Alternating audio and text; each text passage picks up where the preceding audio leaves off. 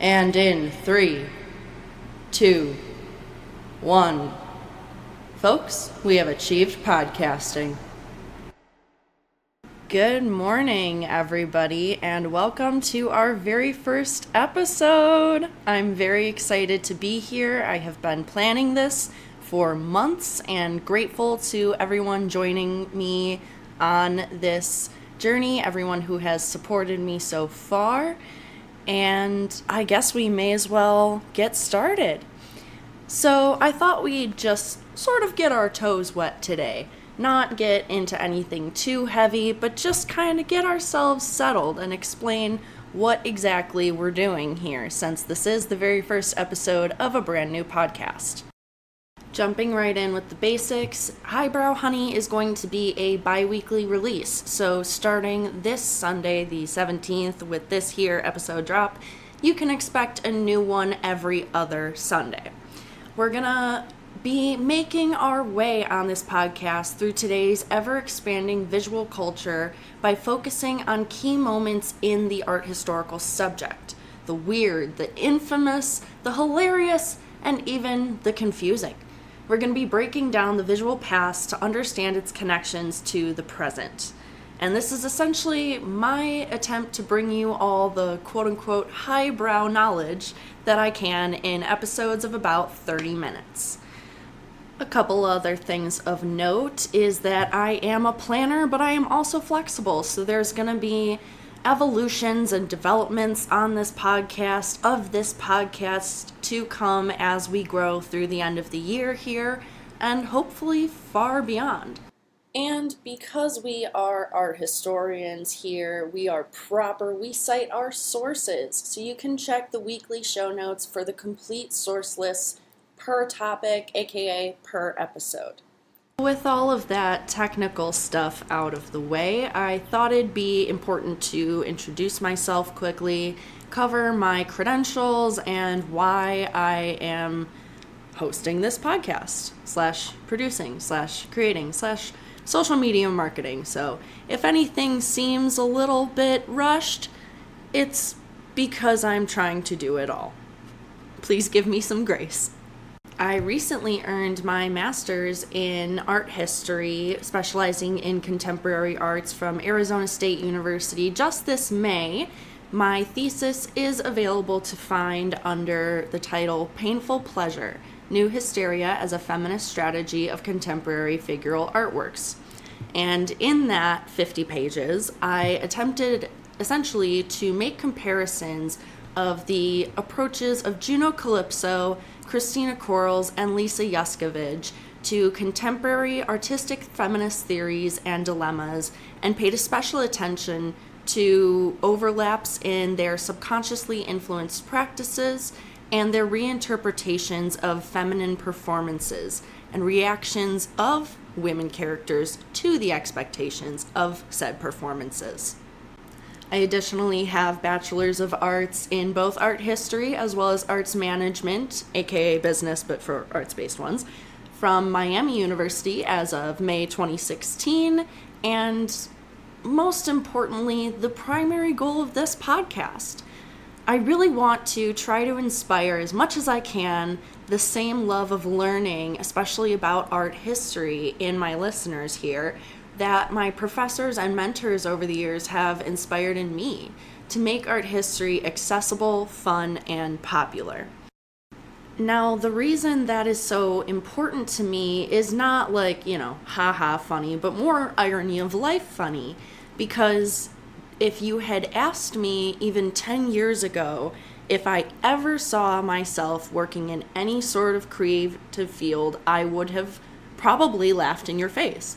And then I went to a liberal arts school, and it was a necessary credit to either take an introductory hands-on, painting level 1 course type deal, or you could do an art history introductory course. You can guess which way I went. Of course, I had relatively low expectations for these art history classes. I truly didn't think that I was going to enjoy them because I expected it to just be memorizing dates and characteristics of movements and such. And there is some of that, but there is so much more focus on the socio-historical context of the production of the artworks, especially as they affected individual well-known masterpieces produced in any given time frame. I eventually got my master's in the subject, and now here we are. That gives us a perfect segue into the core of this podcast, which is why art history matters. I think that there's a common misunderstanding about what art history actually is and what art historians truly do, what we study. And I want to clarify that. Not all of us are simply breaking down symbolism from paintings created in the 1500s, for example. Not all of us are trying to piece together 4 of the 5 point of views that Picasso was taking in any one of his given works. We are, however, all focused on art history because it is a fascinating visual record of socio-political and cultural historical changes and dialogues across time and place. Now, what I mean by that term dialogue is that in every instance of art, regardless of medium, that has ever been created, that piece exists as some form of commentary. It can be directly against a political body. It could refer to a social ailment or an inequality. It could refer to even the way that an artist moves about their society and feels in that society, which can tell us a lot about even that context's effects on a given individual. It may not be even an intentional conversation. An artist may simply be exploring an idea through a work of art. However, when it goes out into the world, it inherently inspires responses from what its viewers believe is the message of that piece of art. So then that too comes out into the world through the press, through social media, through any number of means. And so then this conversation, whether or not it is being actively participated in by both sides, exists in the world. Across every society that has ever produced art, you see this happen. And it is, in fact, a dialogue. And it is, in my opinion, by far the coolest one. I think it's getting pretty obvious now why I started this podcast, but obviously I am passionate about it. Obviously I am an art historian and thus have an aim to create as well as to educate. But I am also something of a creative professional, hoping to expand her skills and boundaries here. Now, I have gotten asked before what exactly I mean by that term, creative professional. So the shortest answer I can give is that it means that I generate project ideas. I participate in the project, I facilitate it, I organize temporally, situationally, with materials, so on and so forth, but I don't necessarily have the artistic skills to carry out some of the details of the project myself. So I will pair up with artists that I know in order to bring these ideas to life. So with no further ado, let's get our toes wet. Let's begin. I'd like us to start easy with one of the first exercises that I ever had to do in one of my very first art history classes of all times. It only takes about 20 seconds, but I would like you for that 20 seconds to stop whatever else you're doing and devote at least 80% of your attention to this exercise, because you do need to visualize a little bit here. This is, of course, a rhetorical question, but give it some thought. What is art? Come up with a few bullet points, definition, what you think something needs to have, the characteristics that make something a work of art. And when you've got a handle on that list, go look around your room or go into your pantry and grab either an item with a label on it or flip open to a magazine page if you have one of those nearby. Essentially, look at something that required an element of design. Now, looking at this other object that includes elements of design, think hard about how much it really has in common with whatever work of art you may have pictured. For example, do they share similar color schemes or the presence of a color scheme? Do they share an emphasis on naturalistic, rounded forms or more formal, geometric ones? Think about the presence or absence of text and how that contributes to your understanding of that image. When you really break it down, there's not so big a difference between high and lowbrow art after all, aside from the price tags assigned to it, and whether or not it's associated with the marketing of a specific product. Obviously, that's something of a critical thinking exercise in order to get you considering what defines art in your mind, what you describe as highbrow, lowbrow, and why. It is also, though, meant to get you in the habit of thinking critically, of visually analyzing things, and really looking out for what your opinion is, instead of just taking at face value something that you might be hearing or reading in this, day and age. Now, because we are aiming to keep things light and easy here in this first episode, I thought a good place to start, a fun place to start, would be somewhere that I might be just a little bit controversial for, at least in terms of phrasing.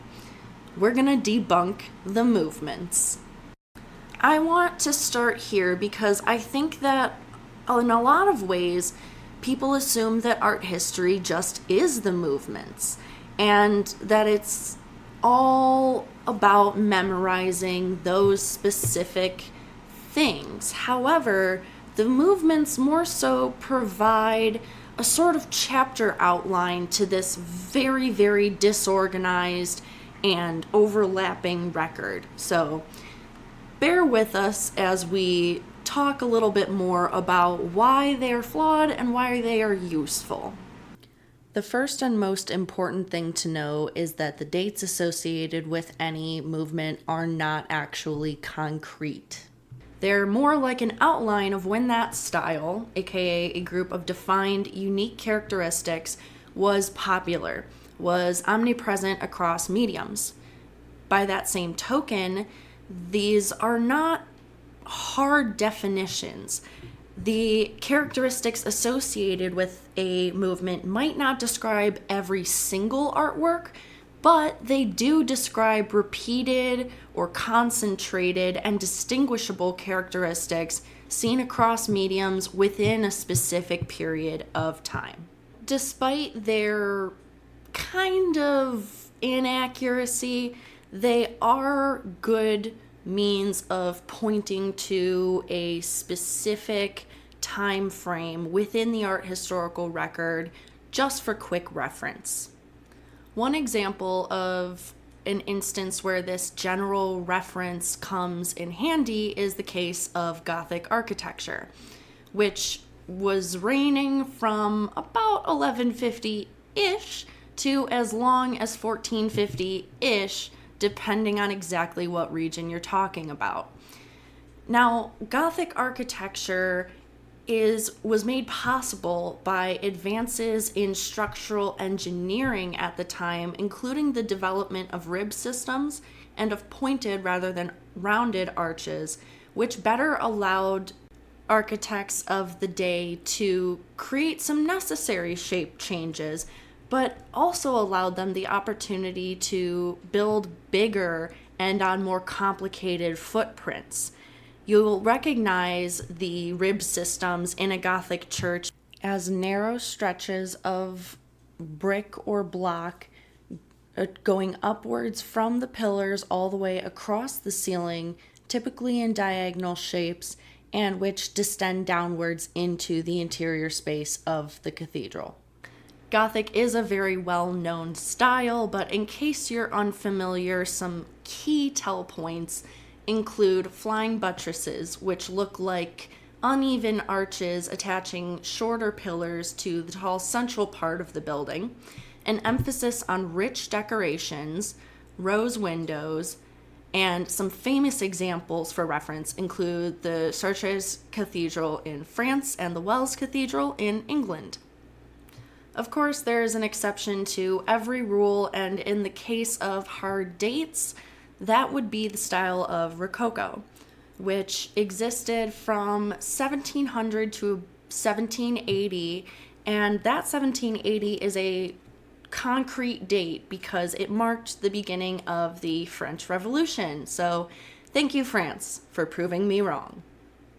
The Rococo style is well known for its emphasis on the frilly, on fine clothes, ornamentation, and wealth, very intricate detail, and its deep sense of theatricality, drama, and its attempts to kind of drive titillation with its very flirtatious stories. Everything about it suggests the wealth and, let's say, fecundity of the upper class, because the purpose of these works was to entertain the upper class and to celebrate their own lifestyle. This self-celebration and emphasis on luxury really reflected the extreme wealth disparity of French society at the time, as well as the ignorance of the upper classes about the lower classes' sentiments just before the French Revolution. Although we now know that Marie Antoinette never actually said, "Let them eat cake," Rococo was definitely a visual equivalent, and the people noticed. Some internationally known examples of this style include the Swing, completed by Fragonard in 1768, and the Blue Boy by Gainsborough in 1770. Funnily enough, a lot of the artistic movements had a motivation that were something like emo teen reactions to the previous movement. Something of a "I'm not you, Dad, and I never will be" response of trying to do exactly the opposite of whatever was just done before. One example of this can be found in the transitions between Romanticism, Neoclassicism, and Realism. The Romantic movement existed from about the 1780s through nearly the 1830s, and its focus was on challenging the rationality ideals of the Enlightenment. It really emphasized nature, emotion, and sense as equally important methods of understanding the world as logic and order. Some really well-known works from this period include Wanderer Above a Sea of Fog by Friedrich in 1818, as well as Liberty Leading the People, subtitled July 28, 1830, completed by Delacroix in that year of 1830. Romanticism, though, was reacting almost in real time to Neoclassicism, which was going on from the 1750s through about the 1850s, and whose focus was on mirroring and using the standards of Roman and Greek styles. So Neoclassicism is very geometric, simple, and formal. It's the style of many U.S. Capitol and bank buildings, so the most recognizable examples actually include the Hall of Congress and the Lincoln Memorial. So you have these almost opposites of logic and order and sense and emotion, one coming right after the other and as a reaction to it. And then comes realism in the 1840s and lasting until about the 1880s. And its focus was breaking with all pre-industrial and pre-Enlightenment pictorial methods as well as subjects. It was focused on displaying real-life events and people as they are, with the same weight as the grand portraits of lords, kings, etc. of the past. This is where realism differs from romanticism, is because these common everyday figures were not idealized or made into literary or historical heroic references. Oftentimes, these works were quite controversial on their release for this reason, but are well known today. And some examples include The Gleaners by Millet in 1857 and the infamous Olympia by Manet in 1863.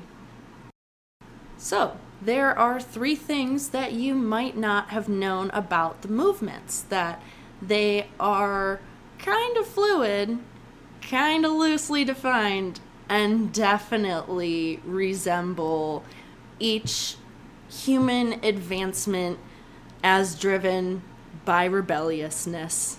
We love them for that. Oh my goodness, we're already halfway through. This has been quite something. Thank you for putting up with me for 23 whole minutes already. I appreciate you guys. And considering that we have a little bit more time, let's do a little vocab. Don't worry, you don't have to memorize this. This is just me telling you some things so that when I talk about art historical details in the future, you know why I'm using the terminology that I am. So taking advantage of the fact that we just talked about the realism movement, I think it's going to be pretty obvious when I say I tend to refer to things that appear how it would to the naked eye in nature and art as naturalistic instead of realistic. Natural brings forth that sort of unblocked or uninterpreted by the artist's eye fact of how it would truly be. Whereas realism definitely implies some sort of stylistic changing on behalf of the artist. So, even if I'm talking about a naturalistic sky, I mean one that is not probably fluorescent pink.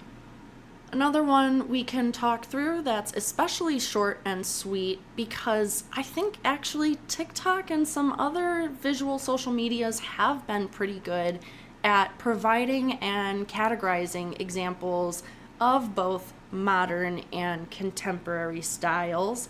However, even though most people kind of get this one now, some verbal outliers remain. Modern world, modern technology, modern family. And what's important about this difference is that modern really does refer to modernism as a movement, which was composed of everything from Cubism up to and including abstract art in the 60s. And it was based on the perceived values of the quote-unquote modern post-industrial life. So the connotations of it are really what matters here. Modern implies that the form follows the function, that industrial materials are used, that there is innovation and experimentation with form going on. More importantly, modernism is associated with a philosophy of abandoning traditional issues of morality in the work and arose as a reaction to and means of understanding the evolving context of the first half of the 21st century. Obviously, we are no longer there. And so these verbal outliers really put us in a kind of temporal confusion that I think we can do better at avoiding just by applying what we know about the visual style and how to describe it into our contemporary language. And speaking of, contemporary for art historians generally refers to art produced in the last 50 years or so. For me, as a specialist, I prefer the last 30 years of so. And most importantly, contemporary art is separate from modern in that it doesn't always follow those rules or philosophies. And finally, to close out our first episode here, I thought I would drop a little something for the fans of Bridgerton. Yes, I know, but we're doing it. Season 1, Episode 3, when the Duke and Daphne are touching fingers while staring at art. First of all, goals.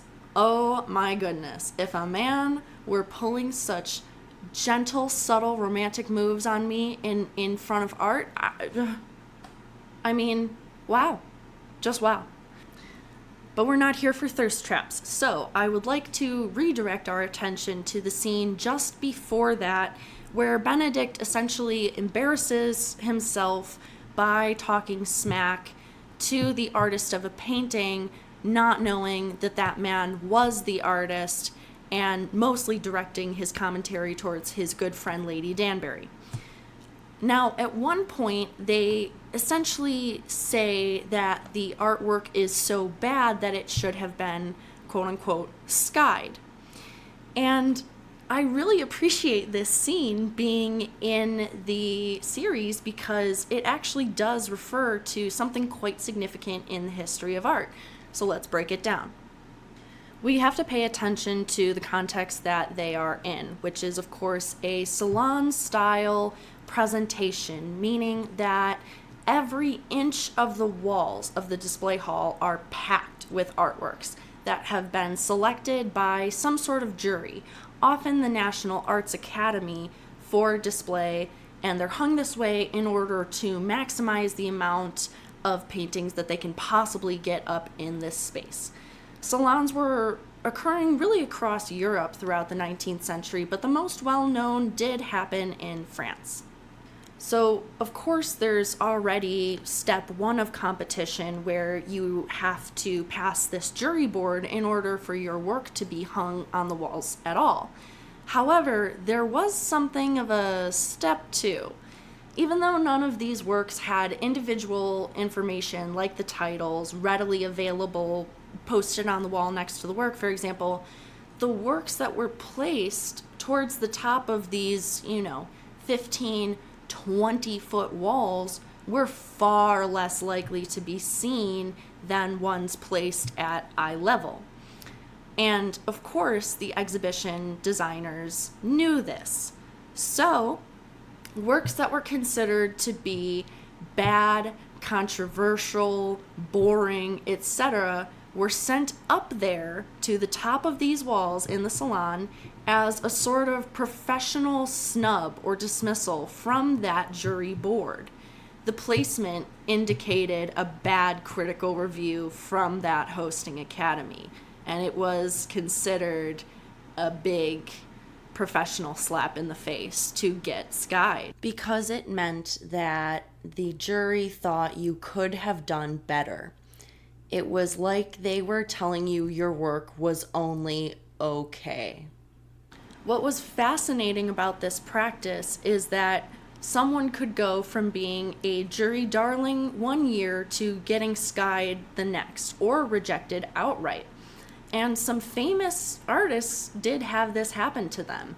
Some examples include Manet, Courbet, Cézanne, and Gainsborough was skied so many times that he refused to participate in salons again after 1863. Whew. Okay, we did it. We made it through the first episode. All right, awesome. I think I have given your brains enough to download for the day, enough to think about in terms of getting you excited for art history and what's to come here on Highbrow Honey. So we're going to go ahead and close it out for this episode. Thank you so much for listening. Thank you for your support. Make sure to follow us on Instagram at highbrow_honey. go ahead and follow us on Spotify or wherever you get your streaming done. And I will see y'all in October with some on-theme content. Bye.